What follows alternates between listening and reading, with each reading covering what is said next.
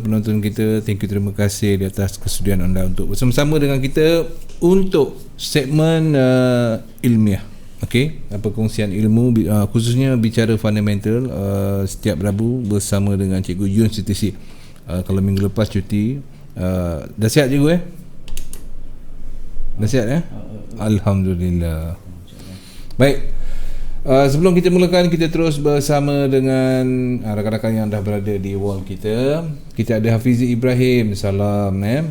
Baik, terima kasih Hafizi. Kemudian kita ada Mazuki Yong, selamat malam. Kita ada Hafiz Amran, Assalamualaikum Cikgu Yun. Ziko Sidam, hai DJ Pak Su dan Cikgu Yun, apa khabar? Semoga sihat selalu. Baik tuan-tuan dan puan-puan, untuk episod hari ini, malam ini, kita dah ke episod 119. Diam tak diam 26022020. Bicara fundamental kita pada malam ini. Okey, yang sedang menonton pastinya jangan lupa kongsi benda yang baik ini untuk kita kongsikan juga, supaya rakan-rakan di luar sana juga dapat mengikuti bicara fundamental, perkongsian ilmu fundamental untuk anda menjadi seorang trader yang bagus. Selain teknikal, juga fundamental yang sangat-sangat penting untuk anda menjadi seorang trader yang konsisten. Baik, hari ni sama pula baju, macam janji-janji je. Baik tuan-tuan dan puan-puan. Okey, kalau dah bersedia, saya dah bersedia, Bobai dah bersedia, cikgu? Alhamdulillah. Baik, kita mulakan untuk malam ini. Okey, sebelum kita terus bersama dengan pastinya ada sesuatu yang menarik yang akan dikongsikan. Sedikit cikgu, ekonomi negara buat masa ni. Saya lebih menarik tentang bursa saham Kuala Lumpur berbanding dengan Wall Street pada malam ini. Sebab saya senario geografi politik Malaysia semakin marvelous. Rentung. Allahu Akbar. Dia akan berlanjutan atau macam mana?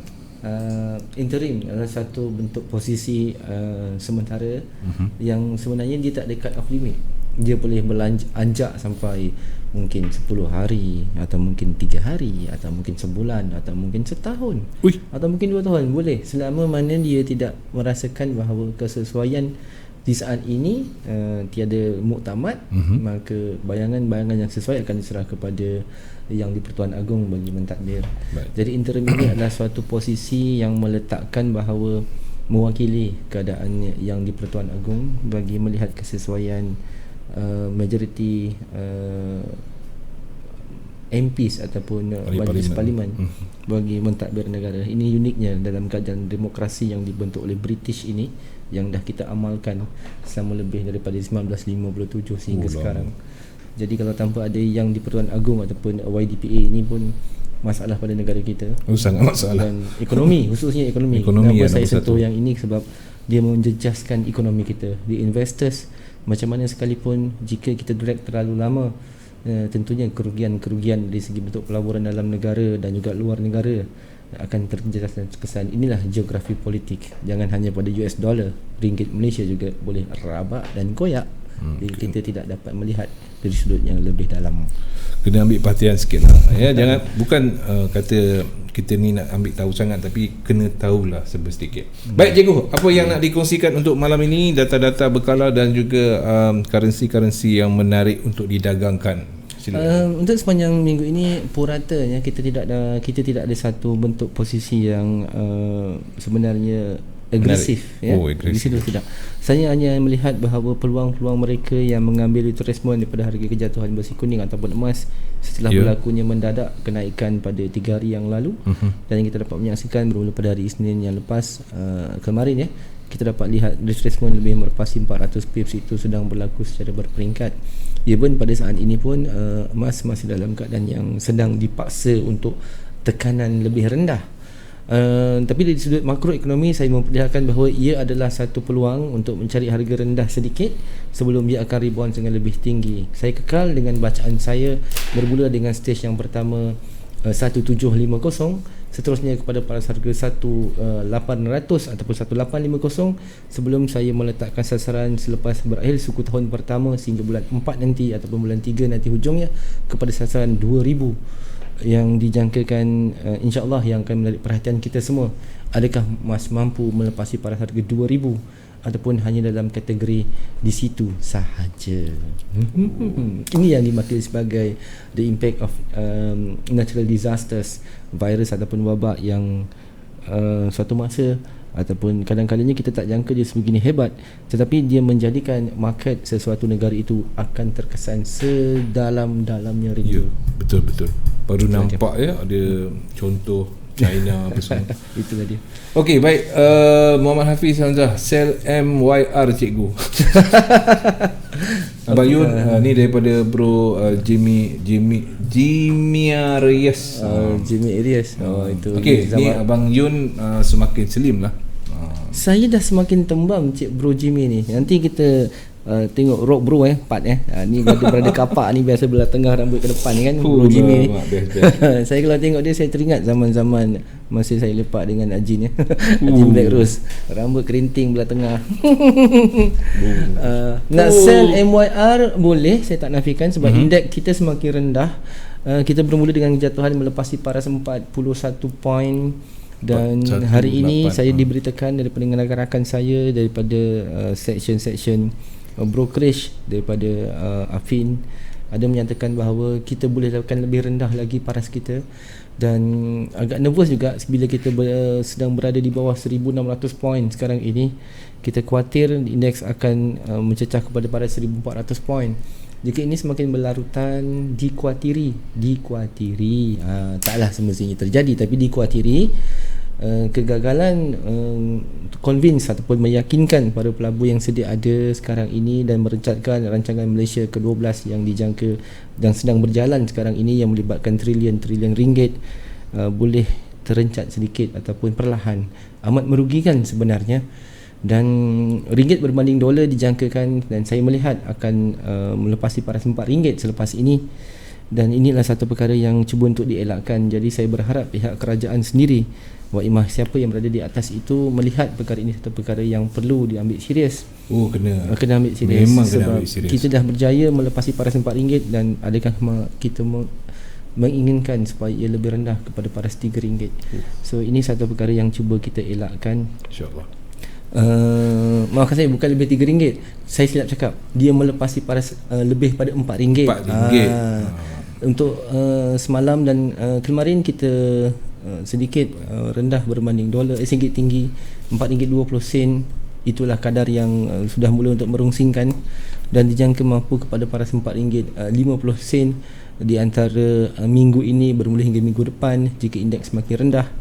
Dan yang paling kita risau lagi adalah seandainya coronavirus semakin tinggi dia punya impaknya, sehingga terutama di negara Asia semacam kita, dan keadaan Dow Jones dan juga Treasury yield di Amerika Syarikat semakin rendah, dikhawatiri ringgit akan mengalami penyusutan nilai hingga kepada paras hampir RM5.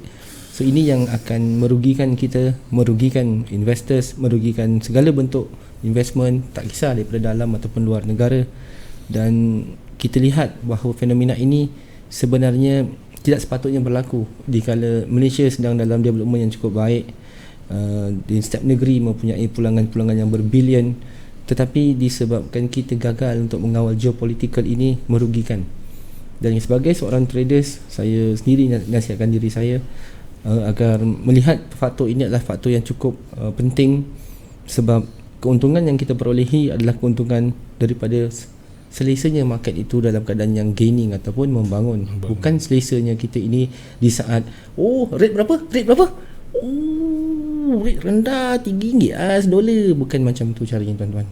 Sebab itu hanya memberi keuntungan kepada orang tengah ataupun mereka yang menjual point ataupun indeks ataupun mereka yang dalam exchange currency. Tetapi kita sendiri, kita adalah investors, kita adalah traders, kita adalah the profitable players, we are the game changers. Jika perkara ini kita tak mampu nak mengawal dan kita tak faham susur galur dan aturannya, ini bermakna we are the loser. So saya harap sangat-sangat fahami ekonomi semasa, sedikit pun jadilah Jangan kita nakkan yang bagaimana untuk kita lebih selesa, itu lebih penting. Alright. Baik, tuan-tuan dan puan-puan, serba sedikit pembuka kata kita. Baik, saya serahkan ke Chopang kepada cikgu untuk kita mulakan segmen bicara fundamental kita. Baik. So, silakan cikgu. Alhamdulillah. Bismillahirrahmanirrahim. Alhamdulillahirabbil alamin. Wassalatu wassalamu ala asyrafil anbiya'i wal mursalin wa ala alihi wa ashabihi ajma'in. Subhanaka la ilma lana illa ma 'allamtana innaka antal alimul hakim. Rabbi shrah li sadri wa yassir li amri wahlul 'uqdatam min lisani yafqahu qawli, amma ba'du. Assalamualaikum warahmatullahi wabarakatuh. Dan salam sejahtera kepada semua pendengar-pendengar setia Sisi FM di luar sana. Tidak kira apa jual latar belakang anda, tidak kira apa jual trading style anda, tidak kira apa jual lifestyle anda, tidak kira apa jual composition trade method yang anda guna pakai sepanjang masa, asalkan ia bermanfaat, lazimnya marilah bersama-sama kita panjang-panjangkan. Seperti kebiasaannya, kita tahu kegilaan para gadis dan jelitawan pada malam ini bermula sama ada yang paling tua atau yang paling muda. Dia sentiasa menjadi penantian kita. Bicara fundamental ke udara pada hari ini ataupun malam ini 26 Februari 2030. Dan 2030. Maafkan saya tua sangat apanya kamu. Saya muda sikit 2020. Tanjak boy. Yelah, boy rasa macam anda ada family sebelah dia. Okey. Okey, silakan, minta maaf ya. Saya sedikit keadaan yang kelang kabut sikit. Okey, perjalanan market kita sepanjang minggu ini menyaksikan penumpuan terhadap counter metal, terutama emas yang dalam keadaan retrace agak keras retracementnya melepasi paras 400 poin baru saja pasti 48 jam yang lalu, dan sekarang masih lagi dalam keadaan yang masih lagi belum pulih sepenuhnya dalam retracement. Dan kita dapat menyaksikan kejatuhan inilah kejatuhan yang diletakkan sebagai kejatuhan di atas impak treasury yield ataupun perbenaran negara Amerika yang mendapat sedikit demand pada saat ini. Jadi pada mereka-mereka yang melihat treasury yield ataupun perbenaran ini terutama fokus pada counter 10-year treasury yield ataupun perbenaran 10 tahun bond yang memberikan pelangan yang lebih baik dilihat dan agak mutual trade yang lebih selesa sebab dibandingkan dengan keadaan emas sekarang ini adalah lebih kepada mengambil untung di atas kenaikan yang mendadak berpunca daripada natural disasters virus corona ataupun COVID-19. Ini saya lihatkan bahawa fenomena ini adalah fenomena yang sementara dan ianya akan menjadi satu permulaan yang baik kepada mereka yang cuba untuk mencari harga-harga terendah di saat ini bagi memberi peluang untuk lebih tinggi. Saya masih kekal dengan makroekonomi bahawa melihat mereka yang berpegang kepada this yellow metal ataupun besi-besi kuning ini untuk pulangan yang lebih tinggi daripada kejatuhan, meletakkan sasaran pada paras harga kepada 1750 sehingga kepada 1800 dan juga 1850, dan puncak yang kita nantikan pada 2020 ini emas untuk mencapai sasaran harga 2000. Dan inilah satu potensi yang dilihat menarik perhatian kita dengan keadaan global ekonomi yang terkesan oleh kerana natural disaster. Okey, kenapa saya katakan treasury yield ini main peranan penting tuan-tuan ya? Treasury yield ini dibayar mengikutlah suatu kadar pinjaman yang dikeluarkan oleh Federal Reserve. Okey, dia meminjam dan dia bayar balik kadar kedudukan itu dengan kadar interest yang berbeza-beza setiap kali keluaran. Itu menarik dia. Dia bukan satu flat ataupun satu bentuk interest kadar dividen yang tetap. Saya bagi contoh. Hari ini hari Rabu 26. Nanti saya terbuka sedikit dia punya carta dia. Semalam 25, kemarin 24 dan sebelum-sebelumnya. Setiap hari itu adalah kadar yang berbeza. Kerana setiap terbitan itu akan menawarkan satu pulangan dividen yang sentiasa dilihat mampu menarik perhatian. Okey, 10 tahun adalah satu kadar yang dilihat kadar yang common, yang sentiasa mendapat demand yang baik berbanding dengan 30 tahun ataupun bond 5 tahun. Dia ada beberapa peringkat. Even bond ini ada di peringkat 1 tahun pun ada, 1, 2, 3, 4, 5 tahun pun ada, tak ada masalah. Cuma market lebih cemerlang gemilangnya itu dengan pilihan harga 10 tahun. So ini yang akan menjatuhkan emas. Ini akan menjatuhkan emas. Jika kita kembali kepada counter stock ataupun counter sahamnya itu, kita tahu Standard & Poor's 500 USD Index, kita ada Nasdaq, ada Dow Jones, itu semua tu, itu memanglah satu correlation yang cukup baik untuk dijadikan panduan. Dan untuk melihat kekuatan dolar pula, kita kembali kepada USD Index itu sendiri. Bacaannya tak cukup susah dan tak cukup mudah. Setiap pembalikan harganya itu adalah peluang untuk melihat kejatuhan dan kenaikan harga emas. Saya bukan nak suruh beli emas sekarang. Kita ada jadual kat depan ni, daripada hari Isnin sehingga hari Jumaat kan. Okay. Tapi jika kita lihat jadual ini adalah jadual yang dilihat, kenapa tak banyak jadual hari ni? Dia jadi macam tu. Okay? Saya tengok pun macam tak berapa banyak kan, sebab kita dah ke penghujung Februari, dan yang menarik perhatiannya adalah mereka yang menantikan minggu hadapan. Di mana minggu hadapan kita tahu bahawa bermula pada 2 hari bulan Mac, sesuatu perkara yang akan menarik perhatian, iaitu apabila kita melihat Kaizen, satu bentuk data ADP non-employment change yang pada 4 hari bulan 3 nanti, dia akan menjadi panduan penting setelah bulan lepas ataupun bulan Januari yang lalu mencatat bacaan hampir 200% kenaikan dia. Adakah mampu untuk Amerika konsisten? This is will be more on focusing. So the one ataupun kita yang ingin melihat satu rebouncing dalam USD American dollar next week adalah hari besar tuan-tuan untuk menuai hasil. Itu yang lebih menarik. Jadi minggu ini agak perlahan sedikit. Dan seterusnya kita akan fokus kepada average hourly earnings, data gaji je yang akan dibilas dengan NFP yang sentiasa menjadi perhatian seluruh dunia. Dan kita tahu bahawa bacaan pada bulan yang lalu, sangat hebat bacaan dia. Dan adakah mampu untuk suku tahun pertama ini Amerika membuka tirai dengan satu return of investment yang sangat lumayan. Itu yang akan kita fokus. Okey tuan-tuan, kita kembali kepada jadual kita, jadual berkala kita. Okey semua traders, 24 Februari retail sales untuk New Zealand dollars berdapat bacaan yang hampir hit the targets. Sebab untuk mendapat satu bacaan bagi suku tahun ini, satu bacaan yang cukup tinggi 0.8 daripada 0.7, hampir sedikit saja dia mencapai sasaran. Permulaan bagi NZD, satu perbelanjaan yang cukup baik, satu keuangan pengaliran yang baik. Dan kita tahu NZD minggu lalu, minggu lepas saya tak ada, minggu sebelumnya kita ada bicarakan bahawa untuk apa mereka nak cut rate, mereka cakap begitu sedangkan ekonomi kita bagus. Jadi itu dah jelas dah mendapatkan RBNZ sangat konsisten dengan statement beliau. Dan kita nampak setakat ini dibuktikan.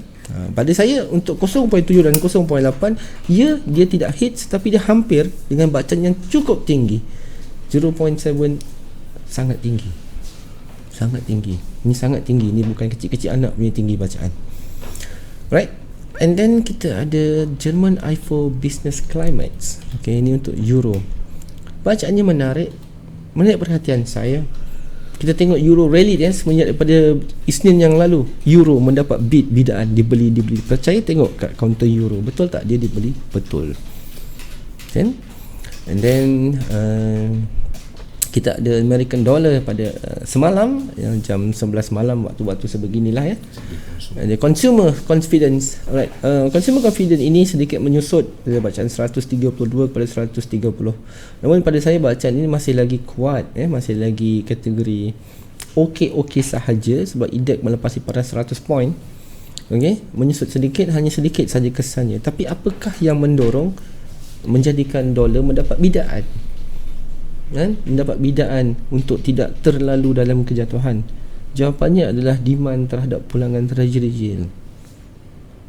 Pulangan terhadap setiap perbendaharaan negara yang ditawarkan oleh Federal Reserve dengan perubahan interest yang berbeza-beza menarik perhatian. Semalam offer berapa? 1.8%. Hari ni I bagi 1.93%. I buy your bond. Jadi macam tu ibaratnya. Itu maksud dia. So itu namanya beban hutang. Right? Tahu kan saya kata bond itu adalah satu beban hutang, kan? Membeli hutang. Saya beli hutang kamu dan kamu berhutang dengan saya.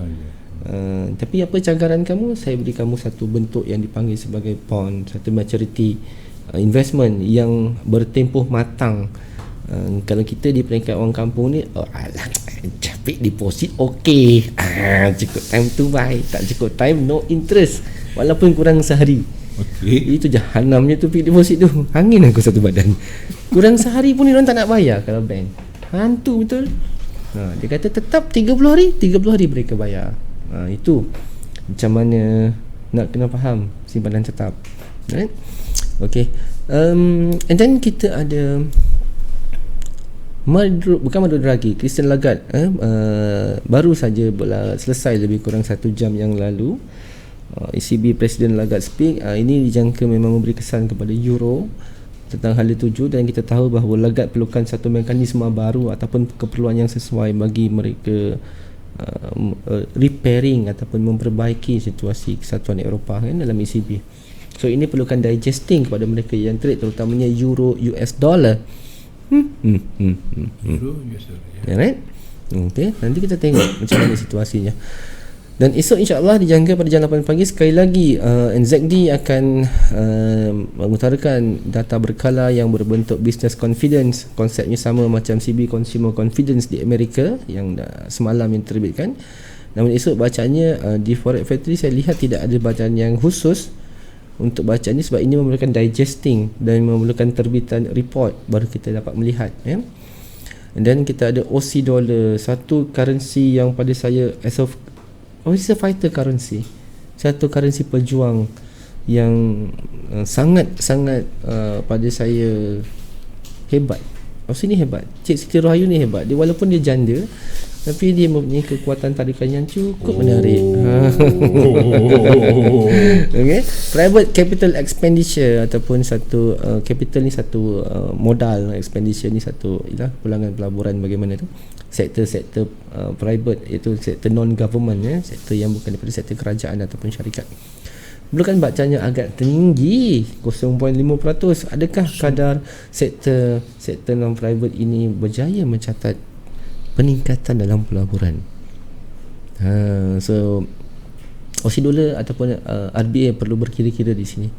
Jika bacanya semakin menyusut, sesiapa pun yang menjual AUD US dollar, saya meletakkan jualah terus. Sebab saya baca AUD ke paras harga 63 sen ataupun 60 sen lagi rendah pada harga sekarang. Kan awal-awal saya dah kata kan, AUD is the best currency yang untuk dijual secara valid one way. Kerana apa dia akan jadi begitu, tuan-tuan? Sebab nanti kita akan lihat situasi data yang ini, perhatikan 27, 28, 29. Kita terus kepada bulan Mac bagi melihat Caixin. Yes, ini yang kita tengok nanti. Caixin Manufacturing PMI ni 9.45 pagi pada 2 hari bulan Mac, iaitu hari Isnin nanti, insya-Allah. Kena ingat, sektor ini amat terkesan sangat-sangat terhadap COVID-19. Adakah dia menyusut Januari ini? Saya menyangkakan ia menyusut, dan AUD akan ikut menyusut. Tak ada bacaan lagi dalam Forex Factory. Kudukut nak bagi. Kudukut Bukan kudukut, memang tak ada. Memang tak ada. Saya perasan sekarang dari segi Forex Factory, jadual ini hanya akan terbit bila langsai setiap minggu. Dia tak akan share lagi dah keseluruhan untuk months or 2 weeks, tak nak. Dia weeks by weekly. Bukan hari-hari. Dia tak ada macam tu. It's okay lah. At least kita dapat juga panduan kan. Cuma apa yang kita jangkakan atas kesan COVID-19 ini, sektor pembuatannya ada sedikit menyusut, kan? Sebab kita tahu banyak yang dikuarantin, banyak yang perlahan, dan dijangkakan ini akan menjejaskan rakan dagang mereka. Aussie dollar juga dijangka menyusut atas sebab-sebab begini. Right, kita kembali semula kepada Februari tadi untuk kalender kita. Okay, so inilah esok 0.4, 0.3 cukup untuk menyatukan Australian dollar, AUD, USD dan menerbangkan the skyrocket GBP AUD, satu currency yang cukup memberi pulangan yang cukup mewah pada saya di 11 siang pagi, terutama di kaunter Sydney dan kaunter Tokyo. Wah, mewah dapat tu. Dan kita ada kaunter GDP Growth Domestic Products, untuk Canadian dollar. Alright, apa yang menarik tentang CAD? Siapa trade UCAD? Ada kan yang trade UCAD kat sini kan? Okey. Ini satu data yang dia katakan one of the biggest impact terhadap Canadian dollar. Alright, 9.30 malam Jumaat malam Sabtu memerlukan satu bacaan yang stagnancy ataupun rangingnya hanya 0.1%. Okey, memadai jika dia hanya meningkat sedikit 0.2%, UCAD will be sell off. Tahu sell off? Nose dive. Nose dive. Nose dive, hidung terjun.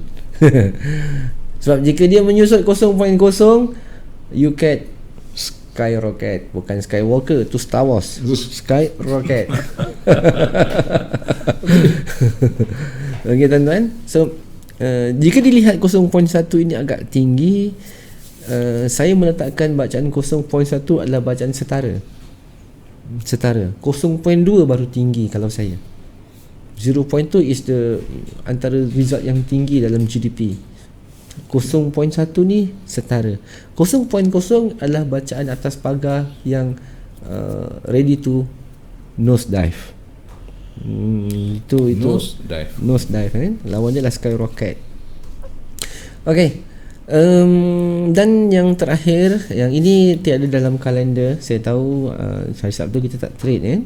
Dia akan publish nanti impaknya sama ada gap ataupun tidak, iaitu CNY, USD CNY, UD USD, apa lagi yang terkait dengan CNY, renminbi. Lagi tak renminbi kan, tak apa.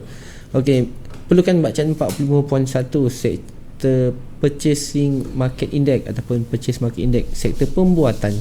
Yang kita tunggu sebenarnya yang menjadi perhatian adalah Caixin Caixin yang ini yang kita tunggu ni hari Selasa, Isnin juga, Isninnya 9.45 pagi, Caixin Manufacturing PMI. Ini data ini setengah daripada penganalisis meletakkan dia ni medium impact, medium yang sederhana. Tapi di Forex Factory dia meletakkan is a high impact punya data ekonomik yang mampu menggerakkan pasaran. Penglihatan saya sepanjang penglihatan saya melihat Caixin, yes, dia antara data yang perlu diberi perhatian. Data ni sangat memberi perhatian dan menggerakkan Aussie dollar. Kan? Kena ingat tu. And then kembali semula kepada kalender kita. Okey, manufacturing index 45.1. Inilah bacaan rendah dan bacaan ini adalah lemah. Sangat lemah. Taklah sangat lemah, tapi memang lemah. Nyata lemah. Dia nyata lemah lah. Okey, close previous ni adalah 50.0, adalah bacaan yang bermula untuk menarik ataupun gaining, tetapi bila dia dah menyusut kepada 40.1, ini adalah kesan COVID-19 yang telah saya jangkakan tadi. Dia memberi impak kepada sektor-sektor industri. Banyak sektor di kuarantin, banyak sektor kerajaan di China juga memberi arahan bahawa healthy first berbanding perkara yang lain. So kita menyaksikan adakah sektor pembuatan bagi Januari yang lepas ini menyusut sehingga lebih rendah daripada 45 atau mungkin 43, 44. Memang koyak Aussie dollar ni jika dia lebih rendah seperti 44 atau 43, memang rendah. Okey, contoh itu dah jelas. Jika dia tinggi 46, 47, 48, dia akan mendapat kenaikan, tetapi masih lagi rendah. Kenapa saya kata begitu? Sebab indeks ni bermula dengan 50. Dia ada kenaikan, katalah 47. Yes, dia ada impak untuk kenaikan batu, betul. Tetapi dia masih dalam kategori rendah sebab dia gagal melepasi indeks yang selamat, iaitu 50.01 dan ke atas. Itu cara baca dia. So sekejap dia naik and then dia akan rally semula untuk jatuh. Itu antara bagaimana economic indicator kita nak faham dan kita nak baca bagi melihat adakah dia berdurasi yang jauh, berdurasi yang sederhana, berdurasi yang mungkin dekat-dekat aja, durasi yang hit and run, touch and go to hell, die another day, tomorrow never die. Macam-macam gaya kan. Itu ada Rainbow in the Dark ujungnya. Ada dalam pelangi tapi ke dalam kegelapan. Ada nampak pelangi ke? Rainbow in the dark. Mana dia? Ronnie James Dio je yang tahu kenapa dia kata Rainbow in the dark. Ada tu zaman-zaman saya dengan Pak Su lah. Zaman sekarang orang tahu BTC, K-pop, Pak Su Hakim Daniel, itu yang orang tahu kan. Tak ada kait mengenai. Allahu Akbar. Baik tuan-tuan semua yang saya kasihi, yang saya hormati, kita dah habis untuk menganalisis perjalanan untuk sepanjang 23 dan sehinggalah pada 29, dan insya-Allah kita akan buka lembaran nanti pada Mac yang bermula pada 2 hari bulan sehingga 4 hari bulan 2 hari Isnin, bermakna berakhir pada 6 hari bulan ya? Dan kita akan akhiri minggu hadapan dengan NFP, the King of Economic Data ini akan sekali lagi muncul dan menjema dengan gaya Superman. Sekarang dah tak pakai spender kat luar Pak. Minta maaf, dia dah tahu aurat. Dia dah faham. Yang kat Malaysia pula ni buka aurat pula, dia bangga-bangga pula. Dah terbalik dah sekarang. Yang penting six pack mau depan. Ini yang kita fokus sebenarnya, dan insya-Allah minggu hadapan adalah minggu di mana market sangat volatile dijangkakan. Kita tahu permulaan data di awal minggu itu adalah data-data yang memberi keuntungan yang besar pada setengah pihak, merugikan juga pada setengah pihak, memberi dimensi baru kepada mereka yang baru belajar ya, untuk melihat keupayaan pengajian yang dikuasai bagi melakukan rentak-rentak trading. Banyak pihak yang akan terkesan dengan data-data yang sebegini besar. Dan Isnin dan Selasanya kita ada cukup penting untuk interest rate bagi RBA. Adakah ia dipotong ataupun tidak? Saya meletakkan RBA potensi untuk dipotong, tetapi bukan sekarang. Saya target yang ni, ke depan sedikit saya target yang ini. Sekejap saya ada target saya yang ini 7 hari bulan 4. Ini yang saya target RBA untuk dipotong, sebab ini akan ada press conference. So ada berapa tempoh kat situ. Kita dah puasa belum Mak Zul? 7 hari bulan 4? Belum ya. Okey, kita masih belum puasa. Jadi siapa-siapa rasa ni dah masuk bulan Syakban. Rejab. Masih Rejab lagi? Rejab. Baru masuk Rejab. Sekarang Rejab dia kata 7 hari bulan 4. 7 hari bulan 4. Bukan 7 hari bulan 3. Rejab. Syakban Ramadan. Tak lama lah. Masuk bulan Syakban lah. Bulan sesuai untuk cek duit raya, duit puasa ke apa semua. So inilah yang saya letakkan the biggest impact untuk permulaan suku tahun kedua, iaitu interest rate bagi RBA pada 12 tengah hari 7 hari bulan 4. Jadi tuan-tuan siapa yang trade AUD US dollar, GBP AUD, AUD JPY, AUD JPY saya jangkakan untuk lebih rendah lagi kepada paras bacaan 71.0. Siapa trade AUD JPY bermula pada 74.60, jualan dimulakan, saya ada menjual di paras harga 74.20 masa tu. Dan kenapa saya meletakkan 71 hingga lebih pada paras 200 pip dengan keadaan yang agak relit? Sebab saya melihat selepas ini JPY, saya kata JPY akan mendapat suntikan kekuatan keuangan. Masa ni USD JPY akan jatuh, GBP JPY akan semakin lagi rendah, CAD JPY juga akan mengalami kejatuhan. Sekarang memang tengah hebat USD JPY 110, 111, 112. Kadang-kadang saya kata istilah bahasa Jerman kata Globok.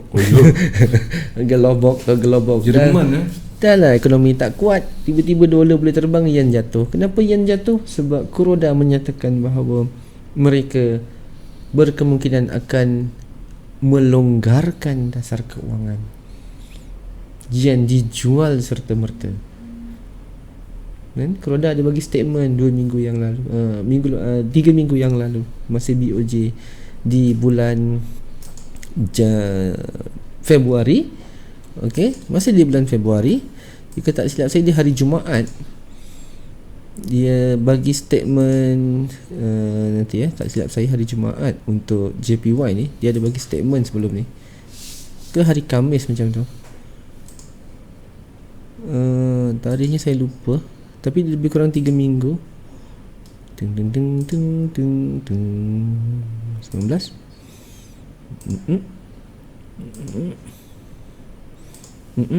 Oh, jika di Forex Factory dia dalam kategori medium impact.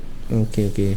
Tapi ada di situ jika kita kembali sedikit kepada filtering kita untuk pergi medium impact. Medium impact.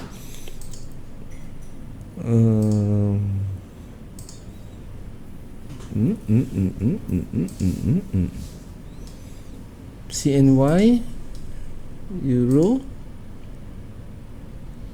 Selasa itu 25 pula. Sudah makin kecil pula.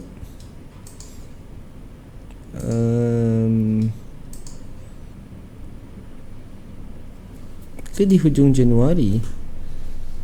Sebab BOJ ni komodi dia jatuh hari Jumaat Dia jatuh setiap hari Jumaat. Kebiasaannya dikala kita sembahyang Jumaat, masa tu lah dia sibuk nak bagi statement. Ngada-ngada sikit. Ini hari Ahad.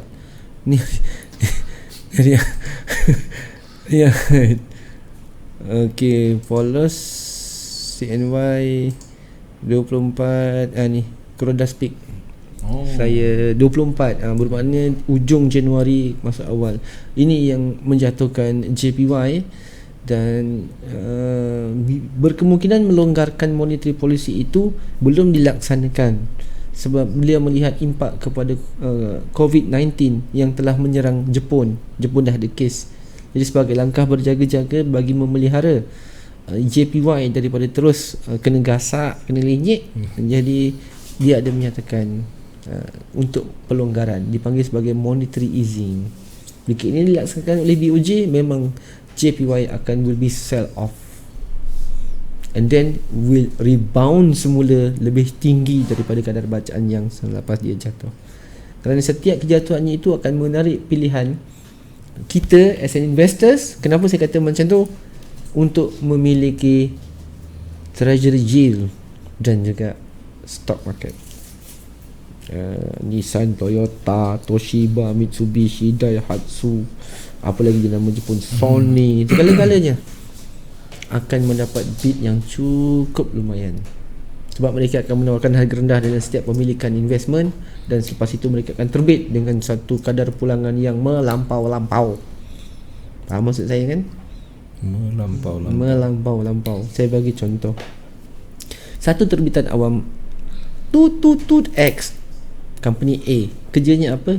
Kerjanya adalah saya nak buat satelit yang akan memancarkan siaran My Free Tut, bukan Tut. Nanti katakan ciplak pula My Free Tut. Okey, satelit tu harga 1 bilion ringgit. Okey. Dan apabila ia dipancarkan nanti dia akan memberi perkhidmatan 10 kali lebih cantik cerita di TV-TV dan lebih baik daripada sekarang. Okey. Dan macam mana kadar pulangannya? Kadar pulangannya adalah dia akan diterbitkan oleh seluruh Malaysia. 33 juta akan menerima siaran percuma. Okey, sekarang ini berapa yang ada untuk My Free Tut you? Katalah hanya 30 juta. Tambah 3 juta. Bila dia nak terbit minggu depan. Berapa hari bulan? Katalah 10 hari bulan 3.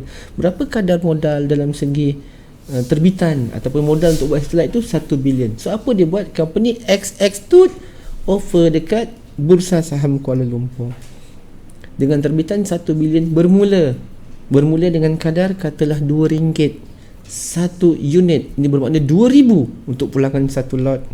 Bahagikan dengan 1 bilion ringgit, ada berapa lot?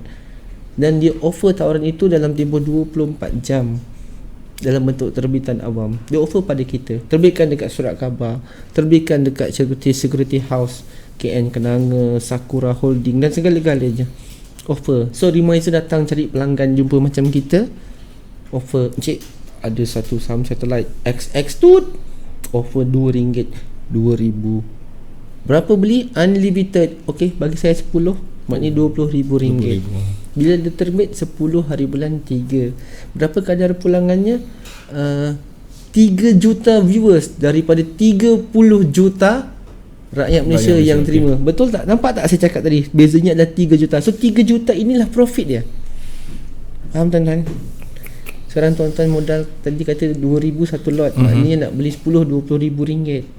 Kan? 3 juta tu agaknya berapa ringgit lah jadi pada 2 ringgit tuan-tuan tu. Banyak juta, berjuta-juta. Maknanya kali 3. Contoh senang cakap kali 3 lah. Dah dia jadi 6 ringgit Pak Su kan.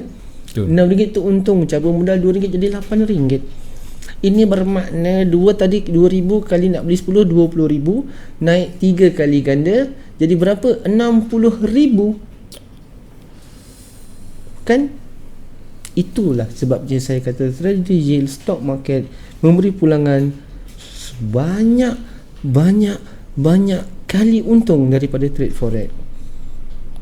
So ini salah satu cara apabila perlonggaran ataupun monetary easing dilaksanakan, dia menjatuhkan nilai mata wang dia, dan dalam pada masa yang sama pemilikan berbendaraan tadi dan juga stok saham itu akan menarik perhatian, semakin murah. Macam tadi saya katakan contoh RM2, sepatutnya dia nak offer RM12 kan, tapi bila dah bank pusat melonggarkan kadar kecairan wang, paksa akur, maka dia rendah.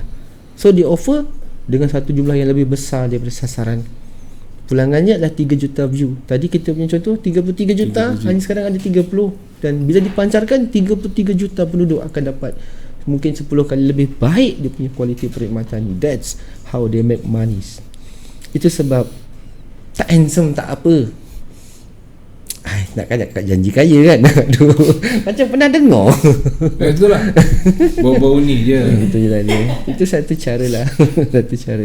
Dan pada saya adalah memperkembangkan sesuatu perkara itu dalam bidang financial instrument trading. Bukan hanya kita melihat 0.01 bermodal $10 kita tekan-tekan, tidak semestinya begitu. Tetapi dia perlu melihat lebih jelas whatever dalam currency apa sekalipun, bentuk apa sekalipun, the flow is there, sama, chartnya tetap sama. Stok juga menggunakan stokastik, stok juga menggunakan Fibonacci. Kita pun guna Fibonacci untuk dalam kategori indikator untuk melihat carta, sama je konsep dia. Cuma yang membezakan adalah macam mana disbursement keuangan itu dilaksanakan. Tuan-tuan pakai local depot, stok tak ada local depot tuan-tuan, minta maaf, local depot tak laku. Stok direct depot, itu advantage. So apa kelebihan direct depot ni? Dia lebih jelas, nyata dan terang bahawa keuangan itu direct kepada pembelian counter, dan currency-nya juga adalah currency tempatan. Itu yang membezakan. Tak handsome tak apa. Dah tahu tak handsome belah lagi apa. Dan saya gurau yang marah tuan-tuan, itu sedikit sebanyak macam mana cara untuk melihat kedudukan pasaran. Okey, saya take file dulu lebih kurang dalam mungkin 1-2 minit untuk saya melihat counter pilihan saya minggu ini. Setelah kesesuaian sepanjang minggu bagi kategori high impact yang kita lihat dalam keadaan yang agak perlahan pada minggu ini, sebaliknya menantikan minggu hadapan, the big ataupun the king of economic data yang dijangka memberi impak cukup besar, iaitu NFP dan ADB non-farm payroll. Kembali pada Pak Sutoy dulu. Okey, baik, jangan ke mana-mana. Kita akan bersama dengan currency pilihan daripada Cikgu Yun CTC untuk minggu ini. Stay tune.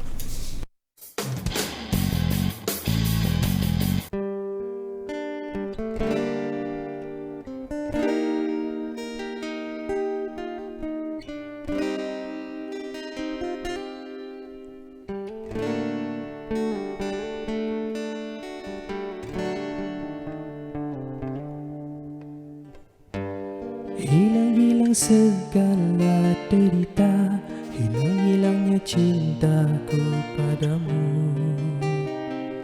Aku yang berduka, tak sanggup lagi ku mengingatimu, tak sanggup lagi ku terus merindu potret kasihku.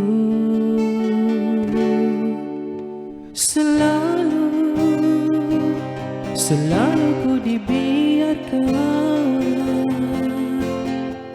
sendirian tanpa belayanmu. Berlalulah segalanya.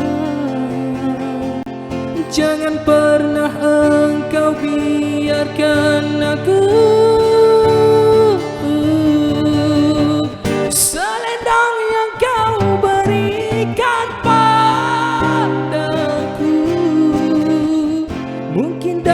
dapat mengobati luka rindu di hatiku.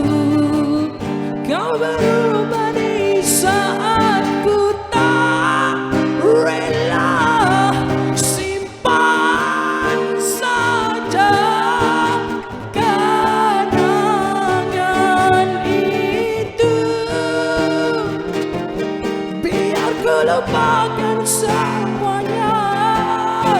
Harapan yang indah kini kala menjadi dendam untuk sekali ini ku tak terus berdiri.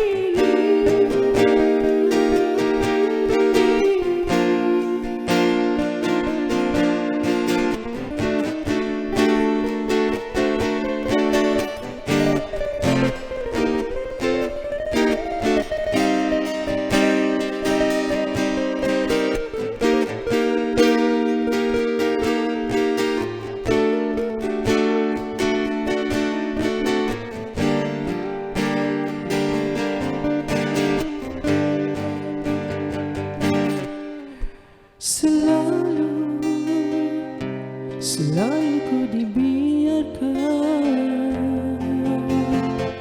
sendirian tanpa belayanmu. Berlalulah segalanya. Jangan pernah engkau biarkan aku selendang yang kau berikan padaku mungkin dapat mengobati luka rindu di hatiku. Kau berubah di saat ku tak rela. Simpan saja kenangan itu. Setting chat beliau. Okey, tanpa buang masa, kita terus bersama dengan currency ataupun counter pilihan. Baik, terima kasih Pak Su Tutui dan juga kita technician kita pada malam ini, Encik Boboy CTC yang memberikan pasaran yang cukup baik. Suara saya cukup jelas, dapat dengari di Jerman, di Soviet dan juga di Tokyo pada malam ini yang faham bahasa Melayu. Terima kasih. Alhamdulillah, terima kasih. Baik, apa yang berada di hadapan saya ini adalah 3 bentuk counter yang sentiasa menjadi perhatian saya untuk saya melihat kedudukan metal industries dan juga kedudukan kekuatan dolar ataupun the strength of dollar melalui indeks. Ini adalah counter yang ada dalam broker. Semua broker ada, dan saya tak pasti kalau ada broker yang tak ada. Alright, ada ke? Di sini adalah broker ni. Biasa ada je saya trade. Alright, ini adalah counter emas. Ini counter USD index ataupun USDX, dan ini adalah counter bagi US 500 ataupun SP 500 cash ataupun contract. Konsepnya lebih kurang sama. Kita nak melihat kekuatan.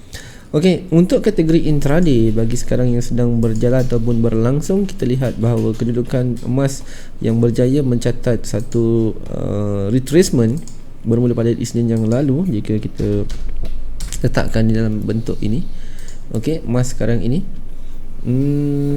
saya terus kepada pilihan ya, mengalami kejatuhan bermula daripada paras harga 1688 sehingga yang terendah dicatatkan pada paras 1625 atau 1624. Ini adalah paras harga support yang telah pun berjaya mendapat dibuktikan dalam emas kita. Atau mana ni pula, warna biru lah. Okey, ini support kita, nampak jelas ketul sini. Baik, adakah kita nampak support ini support yang jelas? Tak biar susah-susah tuan-tuan, ambil lah satu fiber kita. Mana fiber kita? Ni kita tarik je lah. Ni fiber standard untuk melihat adakah betul support ini support yang menarik untuk kita kekalkan atau dia dalam keadaan yang tak sesuai ataupun emas akan semakin rendah. Okey, satu wave yang telah complete dan selesai pada hari yang lalu. Yes, kita dapat saksikan dengan jelas bahawa support 50.0 dalam bacaan ini jelas terbukti 1625 berjaya menghalang kejatuhan gold pada saat ini. Okey, kita tahu clean dan clear wave ni kalau dikira pada wave 1, wave 2, wave 3, wave 4 dan dia sepatutnya rendah sedikit untuk ke wave 5 lebih ke atas. Alright, itu bacaan secara teori dia. Alright, itu kena tanya dengan Nazrul, dia lebih mahir untuk kira wave. Saya pakai pilih bomber, pancut aja. Alright, 50.0, 16.25, satu support yang jelas telah dilaksanakan dan terbukti dan kita tengok emas rebounds. Adakah rebouncing ini rebouncing yang selesa? Untuk intraday pada saat ini saya mengambil kira bahawa bacaan ini sedang berjalan aktif dan melihat pada wave yang telah selesai bagi jarak dekat intraday untuk tempoh 24 jam, ya, pada saya emas ada potensi untuk rebounds dalam keadaan yang dekat lagi, kan, pada paras harga di sini untuk mensasarkan 38.2 bagi 16.40 yang perlu lebih selesa ke atas ni supaya dia mampu mencabar 16.43 seterusnya untuk lebih uptrend melepasi 1660 ini untuk lebih atas. Okey, clear, emas ada beli. So macam mana kita nak yakin emas ni boleh dibeli lagi? Kita kecilkan dulu emas kita untuk kadar keris dekat. Ini saya nak membaca adakah emas ini konsisten ataupun unconsistent. Tengok pada bacaan USD index kita pula. Okey, bacaan indeks bagi kekuatan dolar di saat ini dalam keadaan yang seperti mana kita tahu bahawa wave pertama dah pun selesai. Kita ambil juga satu bacaan. Adakah dia mencapai sasaran support yang kita nak? Alhamdulillah, jelas lagi tuan-tuan, 38.2 support yang cukup baik. Indikator yang ada di MT4 semua ini sama. Seluruh dunia pakai benda yang sama. Faham tak faham macam mana nak cari sekatan dan macam mana nak mencari rintangan dan sokongan, right? Itu dipanggil supply and resistance. It's a common basic learning, but is it make us confidence that the price that we are choosing is the right price? You want to buy or you want to sell? Itu yang menjadi persoalan kita. Okey, kita tahu, oh, dia telah pun mencecah bacaan dan dia rebound, besarkan sedikit kumpulan di mana kumpulan support ini berjaya untuk meningkat, maknanya dolar sedang dibeli setakat ini. Okey, untuk kategori intraday kita, adakah dia telah mencapai sasaran belian yang berterusan? Okey, wave yang tercipta dan terbentuk sekarang ini adalah wave yang telah sempurna, iaitu satu bacaan wave yang telah pun tersekat oleh 23.8 dan kita lihat bagi jarak dekat dia dah sempurna, kan? Nampak ni? Nampak tak? Berhenti ni. Nampak kan Pak Su ni? Okey, tarik satu harga. Ni untuk jarak dekat, saya tak kata long term, jarak dekat. Jarak dekat tu maknanya jarak sekarang yang sedang berlaku. Ya? Okey. So kita tengok, oh, dia nak jatuh lah. Wave ni dah complete, tapi di wave H4 kita dah lengkap. Belum lengkap. Tetapi di wave H1 kita yang sempurna masih dalam keadaan tersekat oleh 23.6. Dia tak boleh untuk naik, dia tersekat. Okey, itu basic learning. Alright, ambil satu fiber, tarik lagi yang dah lengkap. Tengok betul-betul, iyalah ada lagi sekatan di paras harga yang berapa, ada support jarak dekat di paras harga 23. Dan di mana sekatan yang paling ketara ataupun support dia? Di 38.21, iaitu 99.03. Inilah zon yang perlu dipecahkan dan kita tengok wave ini semakin rendah dan sepatutnya semakin jatuh. Disiplin dia, apabila satu wave ke satu wave semakin rendah, ambil satu trend line, kan? Tariklah macam ni. Apa kau tak nampak dia semakin rendah? Tak nampak juga, aku tak tahulah. Tu bahasa saya ngajar. Jangan marah tuan-tuan. Kuning ni tak nampak, tak ada volume. Masihkan sikit, kita letakkan color biru lah supaya nampak tu volume dia. Okey, nampak trend line ini? Kita jarak dekat kita di sini dan dia masih lagi belum keluar daripada zoning dan ia semakin rendah dan dia mencabar 23.699.0. Alright, itu the whole picture. And then kita tengok lagi untuk kategori weekly, mingguan dia, adakah emas akan semakin rendah? Okey, dah nampak dia semakin jatuh ni kan? Saya tukar colour lah supaya dia dapat perbezaan. Dia lah cikgu, bagi nampak sikit. Tu dia. Ambil putih. Boleh lah ya putih. Nampak ke? Tak nampak apa lagi colour dia putih je. Nama pun putih. Buang je lah. Okey, dah macam ni. Okey. Dan kita lihat kedudukan untuk adakah kejatuhan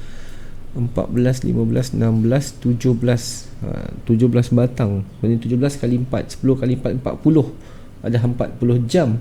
40 jam sehari ada 24 jam. Dah kali 2 dah 48 jam. 2 hari. Hari ketiga ni dia jatuh berterusan.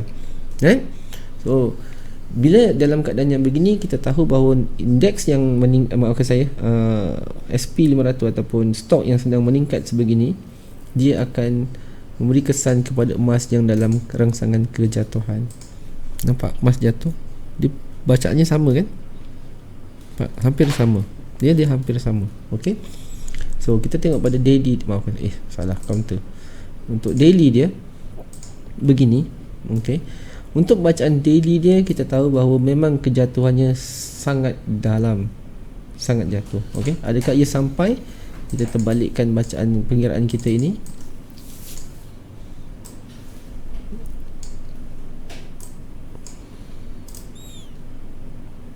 Tepat 161.8. Nampak kejatuhannya sangat dalam. Ada satu gap yang belum ditutup lagi. So kejatuhan stok indeks yang besar ini, dia akan meninggikan harga emas. Tak percaya, tengok balik betul-betul pada D1. Nampak tak emas kamu terbang? Saya besarkan lagi. Nampak tak emas kamu terbang dan dia nak kamu jatuh? Tengok kedudukan daily bagi USD index. So di dalam keadaan yang retrace sedikit. Tetapi stock market ini, jika nak lebih mudah, tengok yang macam ni dah memadai. Nampak? Dia punya correlation dia sangat jelas. Okey, emas yang semakin tinggi, ini bermakna stok akan semakin jatuh. SP500. Untuk modal SP500 begini tuan-tuan, dia bukan satu modal yang kecil untuk kita trade. Dia macam kita trade minyak, trade oil. Okey, dia bermula dengan harga $10 satu pips. So mungkin setiap broker akan berbeza-beza dia punya nilai kadar deposit dan spread. Kat sini kita tengok bacaan untuk broker tu ini, dia bermula dengan 50 pips. 50 pips. 50 pips. Okey. Jadi kalau $1, contohlah ni $1, $50, 50 Ataupun 5 pips, ada yang lebih kecil, dia bergantung lah. Tapi nisbahnya besar lah spread dia, sebab pulangannya cukup besar. Stok memang besar pulangannya. Nak kaya-kaya terus, nak apa ke dana sekelip mata. Tapi ialah bergantung kepada modal masing-masing. But this is how you kita nak memilih pilihan yang cukup selesa pada saya. Jadi tuan-tuan boleh pilih sendiri. Sebab saya trade emas dan saya juga trade stock secara SP500, secara index Standard & Poor's 500. Satu akan jadi buy, satu akan jadi sell. Masa bila saya akan buy emas, masa bila saya akan sell stock, ataupun SP500 masa bila. Sekarang ini adalah hari, ataupun maafkan saya, bukan hari dengan situasi natural disaster yang sedang berlaku sekarang, saya memilih untuk membeli emas macam saya katakan tadi. Dan saya melihat stok akan dalam keadaan yang lebih rendah selepas ini. Jadi kita kecilkan sedikit untuk SP500 kita, kecilkan sedikit, dia mampu untuk lebih rendah kepada paras harga 2,920 poin ke bawah, dan daripada sini ke sini ada lebih kurang 2,500 pip. Pergerakan indeks memang banyak, ratus pip sekali bergerak. Jadi kita lihat pada time frame weekly, lihat dia pun membuat lowest pada paras harga 161.8. Nampak kan, kita dah tarik ni, dan kita lihat balik bacaannya. Ni terbalik ni bacanya. Satu bacaan yang sedang aktif ini,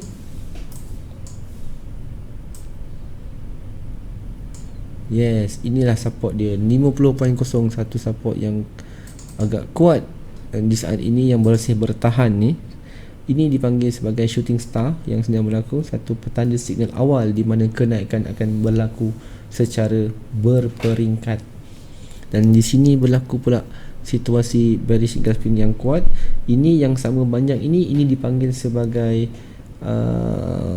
dia bukan snapping, bearish, macam itulah bentuknya.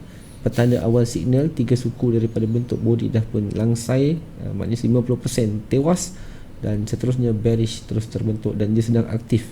Lihat yang counter ini masih bergerak dari segi weekly, dia belum langsai dan selesai, dan seller memonopoli menjual SP500, belum lagi langsai Ini nak langsai kena tunggu lagi seminggu dan seminggu. Satu ni adalah candle 7 hari, baru dia langsai.